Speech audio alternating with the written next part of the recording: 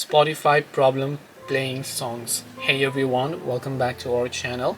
In this video we're going to learn how we can solve if Spotify has problem playing songs, so make sure to watch the video till the end.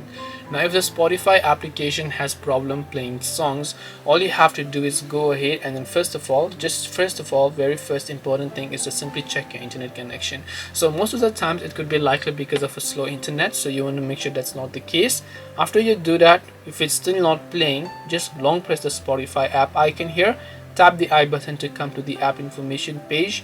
Then from here you can simply go to the option called storage, clear the cache file and make sure to clear the data and tap on delete.